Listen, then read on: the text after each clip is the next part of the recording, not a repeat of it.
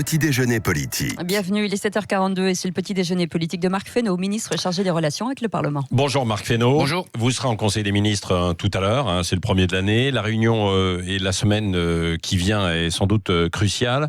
Vous voyez une sortie possible du tunnel cette semaine ou pas ? Il me semble qu'avant la trêve de Noël, il y a un certain nombre de propositions qui ont été mises sur la table par le gouvernement. J'entends un certain nombre de syndicats, j'ai entendu attentivement ce qu'a dit Laurent Berger hier soir. On va en parler, oui. Qui font des propositions. L'idée, c'est de se remettre autour de la table et d'essayer d'avancer et de trouver une solution de compromis. La volonté du gouvernement, c'est de trouver un compromis. Et dès lors que nous trouverions en face de nous, ou à côté de nous, au fond, un certain nombre de responsables syndicaux qui cherchent à trouver la voie du compromis dans le système qui a été posé par le président de la République, qui est un système d'universalité et de retraite par points, tenant compte, reconnaissons-le aussi parce que c'est nécessaire, d'un certain nombre de spécificités liées à des professions.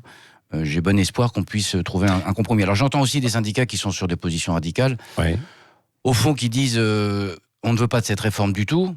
On ne sait pas d'ailleurs de quelle réforme ils veulent, donnant le sentiment par là même qu'ils sont satisfaits du système tel qu'il est aujourd'hui. Or, le système n'est pas satisfaisant et un certain nombre de Français qui nous écoutent le savent. Et donc, mais c'est ça aussi les bras de fer, faut essayer de trouver. Oui. Mais si dans ce pays, on pouvait essayer de sortir, quand on veut réformer, de la logique stricte du bras de fer, qui est la loi du tout ou rien. On a voulu peut-être aussi trop vite leur imposer les choses, quoi, non ? Sans véritable discussion. Il y a eu 18 à 24 mois. Je pense un partout, la balle au centre, non, pas forcément. Non, je suis pas d'accord avec cette analyse-là. Il y a eu 18 mois de dialogue, d'expertise, d'échange avec les responsables syndicaux.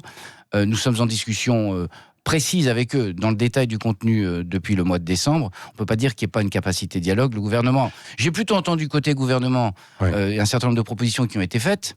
Et aujourd'hui, du côté de certains syndicats en tout cas, la volonté simplement de dire il faut retirer la réforme, point à la ligne. Ce qui ne paraît pas être la voie du dialogue. Oui, alors vous avez évoqué Laurent Berger. Lui, il demande toujours le retrait de l'âge pivot, mesure, dit-il, injuste et inutile, avec ce 64 ans là notamment. Non, il dit pas tout à fait inutile, puisque je me souviens de Laurent Berger disant, et c'est très bien que tout le monde avance sur un certain nombre de sujets, il y a 2 ou 3 mois disant la question du financement est une question qui n'existe pas, qui est une question seconde. Il avait même dit le déficit du régime de retraite, c'est l'épaisseur du trait.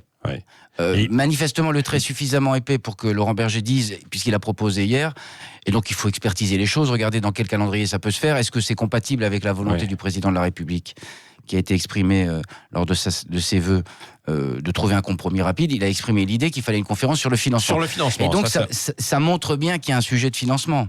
Et au fond, pourquoi on a posé ce sujet du financement sur la table ? Parce que vous ne pouvez pas aller devant les Français en disant voilà les avancées sociales, parce qu'il y a des avancées sociales sur ce régime de retraite, et vous retrouvez dans la situation où vous n'êtes pas capable de répondre à la question de oui, mais comment on finance tout ça ? Et donc, que Laurent Berger puisse, et d'autres, que d'autres centrales syndicales puissent dire il y a un sujet de financement et regardons et mettons-nous autour de la table pour en parler, c'est plutôt une bonne nouvelle et donc on va regarder dans les jours qui viennent. Et sur cet âge pivot de 64 ans, vous Marc Fesneau, vous êtes en charge des relations avec le Parlement. Il y a un certain nombre de députés, de la majorité, des parlementaires qui eux-mêmes d'ailleurs disent il faudrait peut-être abandonner cette idée. Qu'est-ce que vous leur répondez ? Mais la question de l'âge pivot c'est pas une question de totem. La question de l'âge pivot, c'est une question... Elle devient un petit peu. Non mais pour certains, elle l'est devenue, mais la question de l'âge pivot, c'est la solution qu'a proposé le gouvernement. Le Premier ministre, j'étais présent au Conseil économique et social pour présenter le projet de réforme, pour dire, nous avons, la solution que nous mettons sur la table pour trouver l'équilibre du système et du régime de retraite, c'est la solution de l'âge pivot. Le Premier ministre a dit, de ce moment-là, il a dit... si d'autres solutions sont trouvées par les partenaires sociaux, on les examinera et si elles sont satisfaisantes, on les prendra. C'est pas l'âge pivot n'est qu'un outil au service de l'équilibre du système de retraite. Dès lors qu'on peut se mettre autour de la table sur l'idée qu'il faut équilibrer le système des retraites et que la crédibilité du système et sa justice, c'est si on est capable de dire à ceux qui rentrent aujourd'hui dans la vie active que à la fin de leur processus professionnel, ils sont sûrs d'avoir une retraite. Et donc, la question du financement, on ne peut pas la balayer et la mettre sous le tapis. Oui. Est-ce que ça fait partie des propositions qu'il faut étudier, celle de Richard Ferrand, qui propose une décote temporaire, lui, justement Mais toutes les propositions... C'est une bonne piste, on ne peut pas faire grief au gouvernement de ne pas essayer de regarder l'ensemble des propositions. Et regardons cette piste. Pourquoi pas ? La question centrale, c'est quels sont les voies et moyens pour... sur la question de l'équilibre, c'est les voies et moyens pour assurer l'équilibre du système. Au-delà du système universel et de la plus grande justice qu'il produit. Et donc c'est ça sur lequel il faut cheminer. Mais bon, cette idée, elle est bonne ou pas ? Mais il faut la regarder, il faut l'expertiser. Non mais vous voulez pas vous prononcer ? Non, parce que je ne suis pas en charge du dossier des retraites et je ne prétends pas, lisant un article, et je connais le sérieux de Richard Ferrand, lisant un article hier soir qui est produit ce matin dans le Parisien, dire c'est de la bonne idée, c'est comme ça qu'il faut faire. Ça mérite un peu d'expertise et un peu de ce qui veut dire que rien n'est complètement bouclé et ficelé, quoi, et que demain il y aura de véritables négociations. Mais il ne me semble pas que depuis le mois de décembre, le gouvernement ne soit pas dans un processus de dialogue et de négociation avec les partenaires sociaux. Encore faut-il qu'on ait avec nous un certain nombre de partenaires sociaux qui veuillent se mettre autour de la table et trouver des solutions. Je pense qu'on avance toujours dans le dialogue et dans le compromis. Le compromis, ça n'est pas une compromission. Et donc, s'il y a des partenaires sociaux qui veulent cette réforme et qui veulent par ailleurs un certain nombre d'avancées, il y a eu des avancées qui ont été même saluées par un certain nombre d'organisations syndicales sur la pénibilité, sur l'égalité entre les hommes et les femmes, parce qu'il y a un certain nombre de femmes qui partent très tard à la retraite parce qu'elles n'ont pas les droits. Donc, saluons les avancées, essayons de continuer à avancer dans le cadre d'un compromis plutôt que de s'arc-bouter sur des positions... le système de retraite, la modification du système des retraites, il mérite mieux qu'une confrontation stérile. Oui. Marc Fesneau, vous avez pris quelques jours également pendant ces vacances. Vous avez, j'imagine, aussi revu des gens peut-être chez vous, chez moi, dans le Loir-et-Cher. J'ai entamé la série des vœux. Oui, alors dans la série des vœux, qu'est-ce qu'ils vous disent? Est-ce qu'ils comprennent vraiment quelque chose à cette réforme des retraites? Parce que ça a l'air d'être il faut distinguer, et je pense ce matin à votre antenne, aux franciliens qui sont très directement impactés par les grèves.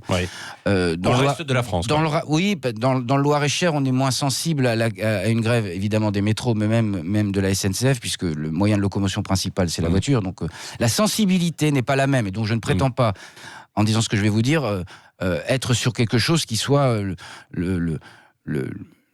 la caractéristique principale de ce que pense l'ensemble des Français. Mais en tout cas, c'est que c'est une grève pas un échantillon, c'est ça que je voulais dire. Non. C'est une grève qui touche plutôt les Franciliens. Ça ne veut pas dire que les Français s'en préoccupent pas. Qu'est-ce que disent, moi, les Loir-et-Chériens que j'ai croisés en particulier ce week-end? C'est sans en connaître forcément les détails, ils sont plutôt favorables au système à la réforme que nous proposons. 2, le sentiment qu'ils ne comprennent pas un certain nombre de blocages qui sont faits alors qu'il y a des avancées qui ont été produites. Après, est-ce que c'est facile d'expliquer le système des retraites tel qu'il est posé? La réponse est non. Des gens qui voulaient être gentils avec vous. Mais c'est pour ça que je dis que je ne prétendais pas que l'échantillon soit bon. Et vous savez, viennent souvent dans ces moments-là vous voir des gens qui ont plutôt envie de vous dire des gentillesses que des choses désagréables. Mais je ne perçois pas, mais je répète... Je suis en province, je ne perçois pas la volonté de mettre à bas l'idée de la réforme telle qu'elle a été posée, qui est celui du principe d'universalité d'une retraite par points. Bon, en tout cas, il faut accorder des concessions, comme ça a été fait aussi avec les pilotes, les policiers, etc. Mais j'aimerais assez qu'on ne soit pas dans une logique en permanence de concession. C'est le gouvernement cède ou les syndicats cèdent. Le compromis, c'est de cheminer. Mais c'est pas forcément de céder à l'un ou à l'autre. Parce que dans ce pays, on ne sait pas se parler sans dire j'ai fait céder le gouvernement ou j'ai fait céder les syndicats. Mais personne n'a envie de faire céder personne. La volonté, c'est qu'on ait une réforme qui soit juste, et 2, qui soit équilibrée, parce que si elle n'est pas équilibrée, elle n'est pas crédible. Et c'est pas une question de concession. Quand c'est pour l'intérêt général et quand on arrive à trouver des voies de compromis, c'est pas une question de concession. Bon, il y aura des voies de compromis, par exemple pour les avocats, parce qu'il y a d'autres professions aussi cette semaine qui rentrent dans la danse. L'ensemble des ministres concernés voient les professions, les avocats ici, les policiers là. L'idée, c'est de maintenir le système universel et de rassurer ceux qui avaient besoin de l'aide ou ceux qui ont encore besoin de l'aide sur ce qu'étaient leurs spécificités et les durées de transition. Mais le principe, c'est bien un système universel. Bon, et donc en tout cas, la réforme ira jusqu'au bout. Oui, c'est l'intérêt de la majorité de ceux qui nous écoutent que de voir un système de retraite qui soit équilibré et qui soit plus juste. Quand vous avez des très gros moyens, pour ça que je dis la majorité, quand vous avez des très gros moyens, que vous n'avez pas de souci de retraite, c'est pas un sujet pour vous, la question de la retraite. Mais pour la majorité des Français, c'est un sujet. Dites-moi, vous allez avoir du boulot quand même, parce que c'est dans 2 semaines, Marc Fesneau, que ça va être présenté au gouvernement. Vous dites que vous connaissez pas encore tous les détails. Ça va être compliqué. Non, mais il y a un texte qui est parti au Conseil d'État. Après, vous savez que je suis ministre des Relations avec le Parlement. Donc il y a un travail parlementaire. Et qu'est-ce que fait le travail parlementaire? Il amende, il corrige, il apporte des compléments, et donc c'est le travail parlementaire qui permettra d'étoffer ce texte. 2 mots sur la transparence. Il y a eu cette affaire autour d'Elisabeth Borne, qui a oublié de mentionner un poste dans sa déclaration de conflit d'intérêt à la Haute Autorité de la Transparence. Il faut essayer de revoir encore les choses sur la transparence ou pas? Ça démontre simplement une chose, c'est que le fonctionnement n'est pas si mauvais que ça, puisqu'on peut, à la fois, on doit déclarer un certain nombre de choses, et quand il y a des oublis ou des omissions, les choses se voient. Donc, le système est un système particulier, puisqu'on vous demande de produire ce que vous avez en tête des conflits d'intérêts éventuels que vous aviez ou des activités que vous aviez. Et est-ce que les activités que vous aviez pouvaient être susceptibles de conflits d'intérêts ?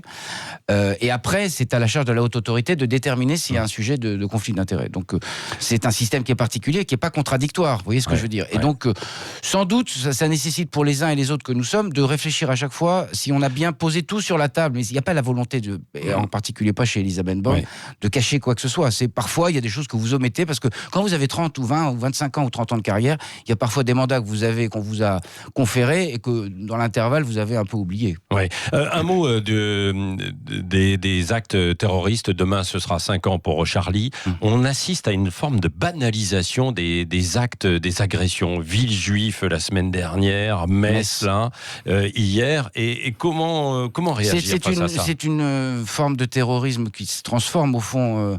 Le Bataclan ou Charlie, c'était des actes qui étaient des actes organisés d'ailleurs souvent à l'extérieur de nos frontières, avec des équipes complètes. Là, on est face à des actes qui sont des actes manifestement toujours... On est démunis, les policiers disent qu'ils sont démunis. On est face à des actes qui sont toujours des actes individuels et qui combinent à la fois souvent des gens qui ont des fragilités, quand je dis fragilité, c'est faible, psychologiques très lourdes, et par ailleurs une forme de radicalisation.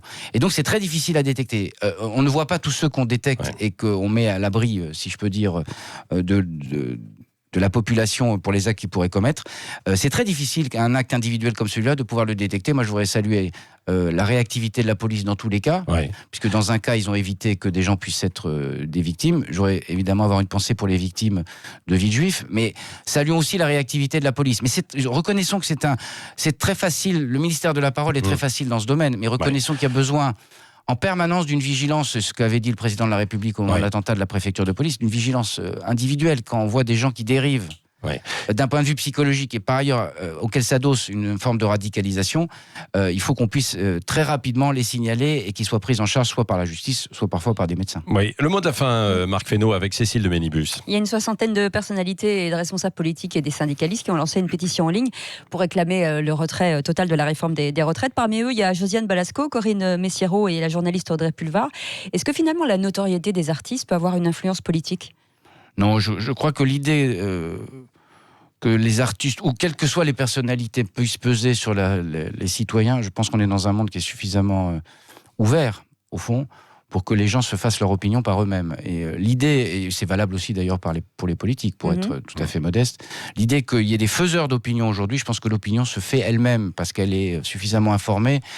Les réseaux sociaux et le reste des outils font que les gens peuvent se faire leur propre opinion sans que la notoriété de tel ou tel, artiste ou pas d'ailleurs, puisse entraîner l'opinion. Est-ce que c'est à eux de faire ça finalement ? Ils ont le droit de s'exprimer, mais je suis pas sûr que ça soit la vocation première, en tout cas me semble-t-il, d'un artiste que de le faire. Après tout, ils ont le droit aussi d'avoir une opinion et de l'exprimer. Mais encore faudrait-il qu'ils regardent l'entièreté de la réforme avant de s'exprimer dans une posture qui est simple, c'est non. On ne peut pas s'installer simplement dans la posture du non. C'est les députés, Marc Fesneau, qui auront le dernier mot. Bien sûr que c'est les députés qui auront le dernier mot. Sûr ? Oui, bien sûr que c'est les députés. Mais s'ils ne sont pas d'accord avec le gouvernement ? Mais les députés auront le dernier mot puisque c'est par la voie parlementaire que nous avons choisi de passer. Oui, même s'ils sont contre l'âge pivot. Mais vous avez exprimé l'expression de quelques députés, ce n'est pas l'expression majoritaire du groupe. Enfin, une part de l'opinion ne fait pas la totalité de l'opinion, c'est valable pour les députés comme pour l'opinion globalement. Merci Marc Fesneau, ministre chargé des relations avec le Parlement, était l'invité ce matin de Sud Radio. Et puis dans quelques instants, on viendra sur la rentrée scolaire agitée dans le secondaire avec le secrétaire général du SNES FSU. Restez avec nous, 7h56. 5h-10h, le Grand Matin Sud Radio.